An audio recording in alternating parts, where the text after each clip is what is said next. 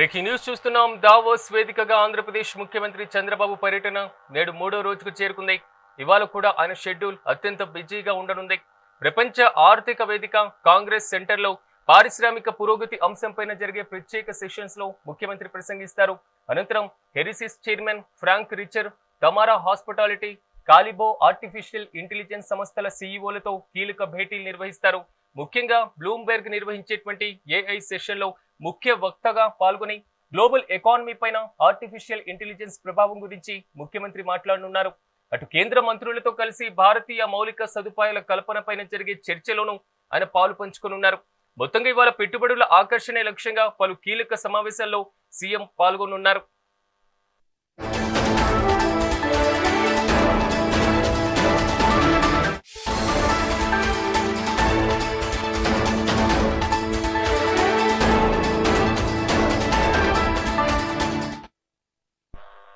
ఇదే అంశానికి సంబంధించి మరింత సమాచారం మా ఏపీ ఇన్పుట్ ఎడిటర్ నరేంద్ర అందిస్తారు. నరేంద్ర, చెప్పండి. 3వ రోజు దావోస్ పర్యటన మాత్రం కొనసాగుతుంది ముఖ్యమంత్రిది. ప్రధానంగా ఈ రోజు షెడ్యూల్ ఎక్కడ గమనించిన ఆర్టిఫిషియల్ ఇంటెలిజెన్స్ కి సంబంధించినటువంటి కీలకమైనటువంటి ఎజెండా కనబడుతున్నటువంటి పరిస్థితి కనబడుతుంది. సో ఈ 3 రోజుల పురోగతి ఏంది, పూర్తి అప్డేట్స్ ఏంటి? దావోస్ లో ఆంధ్రప్రదేశ్ ముఖ్యమంత్రి నారా చంద్రబాబు నాయుడు, మంత్రులు, అధికారుల బృందం పర్యటన కొనసాగుతూ ఉంది. ఈ 3వ రోజు చంద్రబాబు నాయుడు షెడ్యూల్ చాలా బిజీగా ఉంది. ప్రముఖ కంపెనీల సీఈఓలతో చంద్రబాబు నాయుడు భేటీ కాబోతూ ఉన్నారు. World economic forum Congress centre లో జరిగేటువంటి పారిశ్రామిక పురోగతి అంశంపై కూడా నిర్వహించేటువంటి సెషన్ లో చంద్రబాబు నాయుడు పాల్గొనబోతూ ఉన్నారు. దాంతో పాటు దీనికి సంబంధించినటువంటి వివిధ కంపెనీల ప్రతినిధులతో కూడా ఈ రోజు చంద్రబాబు నాయుడు భేటీ ఆంధ్రప్రదేశ్ లో పెట్టుబడులు పెట్టాలంటూ కూడా వాళ్ళని కోరబోతూ ఉన్నారు. ముఖ్యంగా తమారా హాస్పిటాలిటీ సంస్థ ఏదైతే ఫౌండర్ గా ఉన్నటువంటి సిబుల్లాల్ తో, అదే విధంగా ఆ సంస్థకు సంబంధించినటువంటి సిఓఓ అవస్థితో, అదే విధంగా కాలిబో ఏఐ అకాడమీ సిఇఓ రాజుబట్టి కుట్టితో, దాంతో పాటు మరికొంతమంది ఇతర కంపెనీల ప్రతినిధులతో కూడా చంద్రబాబు నాయుడు భేటీ వారంతా కూడా ఆంధ్రప్రదేశ్ కు వచ్చి ఆంధ్రప్రదేశ్ లో పెట్టుబడులు పెట్టాలి, ఆంధ్రప్రదేశ్ లో పెట్టుబడులు పెట్టడానికి అనుకూల వాతావరణం ఉంది, ఆంధ్రప్రదేశ్ ఏ విధంగా అభివృద్ధి చెందుతుంది వంటి అంశాలు కూడా వాళ్ళకి వివరించబోతూ ఉన్నారు. ముఖ్యంగా ఆంధ్రప్రదేశ్ లో పెట్టుబడులు పెట్టించే విధంగా చంద్రబాబు నాయుడు మొదటి నుంచి కూడా విదేశీ పర్యటనలు చేస్తూ ఉన్నారు. ఇక్కడున్నటువంటి వాతావరణాన్ని కూడా అక్కడ తెలియజేస్తూ ఉన్నారు. ముఖ్యంగా దీనికి సంబంధించి దీని తర్వాత ఏదైతే ఈ సమావేశాల అనంతరం ఏపీ సిఎన్ఎఫ్ నిర్వహించేటువంటి healing planet pro regenerative food systems పేరిట జరిగేటువంటి చర్చా కార్యక్రమంలో కూడా చంద్రబాబు నాయుడు పాల్గొని అక్కడ కూడా ఆయన ప్రసంగం చేయబోతూ ఉన్నారు. ముఖ్యంగా ఆంధ్రప్రదేశ్ కు పెట్టుబడులు తీసుకొచ్చేందుకు ఉన్నటువంటి అనుకూల వాతావరణం వాళ్ళకి వివరించబోతూ ఉన్నారు. ఈ రోజంతా కూడా ఏఐ బేస్డ్ కార్యక్రమాలు ఎక్కువగా ఉన్నాయి. ఆంధ్రప్రదేశ్ లో ఏదైతే ఏఐకి సంబంధించి కూడా పూర్తి స్థాయిలో అన్ని రకాలుగా కూడా వనరులు అందుబాటులో ఉన్నాయి. ఇక్కడ మ్యాన్ పవర్ ఉంది. దాంతో పాటు ప్రభుత్వం కూడా పూర్తి స్థాయిలో అనుమతులు వేగవంతంగా ఇస్తుంది. ఒక పక్క క్వాంటమ్ కంప్యూటర్ వంటి వాటిని కూడా ఆంధ్రప్రదేశ్ నుంచి అందుబాటులో తీసుకువచ్చే విధంగా చంద్రబాబు నాయుడు ఏ విధంగా చర్యలు తీసుకుంటున్నారు, మొత్తంగా ఆంధ్రప్రదేశ్ కి సంబంధించి ముఖ చిత్రం మార్చే విధంగా ఆంధ్రప్రదేశ్ కి వేల కోట్ల రూపాయల పెట్టుబడులు తీసుకువచ్చే విధంగా దావోస్ పర్యటన కొనసాగుతూ ఉంది. ఈ 3 రోజులుగా కూడా వివిధ కంపెనీల ప్రతినిధులతో చంద్రబాబు నాయుడు భేటీ అయ్యారు. పూర్తిగా అక్కడ ఉన్నటువంటి పారిశ్రామికవేత్తలు ఆంధ్రప్రదేశ్ కు వస్తే పూర్తి స్థాయిలో ప్రభుత్వం కూడా సహకరిస్తుంది, ఇక్కడ పెట్టుబడులు పెట్టడానికి అనుకూల వాతావరణం ఉందంటూ ఒక పక్క చంద్రబాబు నాయుడు, ఒక పక్క నారా లోకేష్, అదేవిధంగా అధికారులు కూడా అక్కడ ఉన్నటువంటి కంపెనీల ప్రతినిధులతో వరుసగా భేటీలు అవుతూ వారితో మాట్లాడుతూ ఉన్నారు.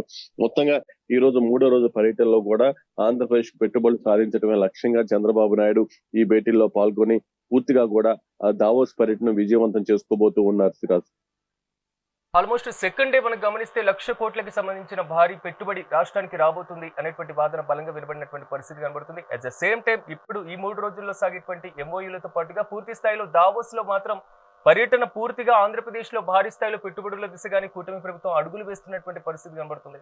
సో ఈ మొత్తం వచ్చినటువంటి ఎంఓయూలను ఎప్పుడు ప్రకటించేటువంటి అవకాశాలు కనబడుతున్నాయి? ఏదైతే చంద్రబాబు నాయుడు ఎప్పుడు విదేశీ పర్యటనకు వెళ్ళినా ఆంధ్రప్రదేశ్ కి సంబంధించినటువంటి అభివృద్ధి అనే ప్రధాన ఎజెండాతో పెట్టుబడులు తీసుకురావటం అనేటువంటి లక్ష్యంతోనే ఆయన పర్యటన మొత్తం కూడా కొనసాగుతూ ఉంటుంది.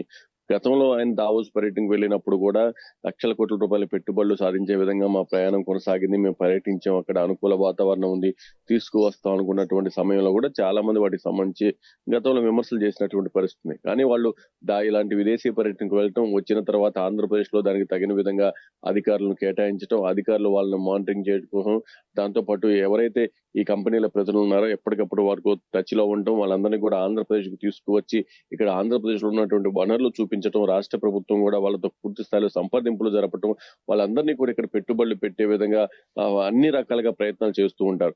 ఈసారి కూడా దావోస్ పర్యటన నుంచి వచ్చిన తర్వాత ఇక్కడ చంద్రబాబు నాయుడు గాని, నారా లోకేష్ గాని మీడియా సమావేశం ఏర్పాటు చేసి అక్కడ పెట్టుబడులు ఏ విధంగా ఆకర్షించారు, అసలు ఎన్ని లక్షల కోట్ల పెట్టుబడులు వచ్చేటువంటి అవకాశం ఉంది, ఏ కంపెనీలతో ఎలాంటి ఒప్పందాలు చేసుకున్నారు, వాళ్ళు ఆంధ్రప్రదేశ్ రావటం వల్ల ఆంధ్రప్రదేశ్ ముఖ చిత్రం మారటంలో ఎంతవరకు ఉపయోగపడుతున్నటువంటి అంశాలను కూడా వారు వివరించేటువంటి అవకాశం అయితే చాలా స్పష్టంగా కనిపిస్తూ ఉంది.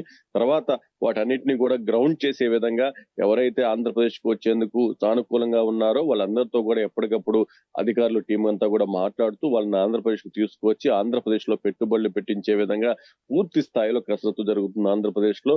ఏదేమైనప్పటికీ చంద్రబాబు నాయుడు ముఖ్యంగా ఆంధ్రప్రదేశ్ లో కూటమి ప్రభుత్వ అధికారంలోకి వచ్చిన తర్వాత ఆంధ్రప్రదేశ్ కు సంబంధించి అభివృద్ధిపై ముఖ్యంగా ఇతర దేశాల నుంచి పెద్ద ఎత్తున పెట్టుబడులు తీసుకురావటం, ఇక్కడ పరిశ్రమలు ఏర్పాటు చేయడంలో ఆయన కీలకంగా ప్రయత్నాలు చేస్తూ ఉన్నారు. అవన్నీ కూడా మంచి ఫలితాలు ఇస్తున్నటువంటి వాతావరణం చాలా స్పష్టంగా కనిపిస్తూ ఉంది. వైజాగ్ గూగుల్ వచ్చినటువంటి సమయంలో గానీ, అమరావతి క్వాంటమ్ కంప్యూటర్ కి సంబంధించి గానీ పూర్తిగా చంద్రబాబు నాయుడు ప్రతి ఒక్క అవకాశాన్ని ఉపయోగించుకునే విధంగా ముందుకు వెళ్తున్నారనేది చాలా స్పష్టంగా కనిపిస్తుంది. సిరాజ్.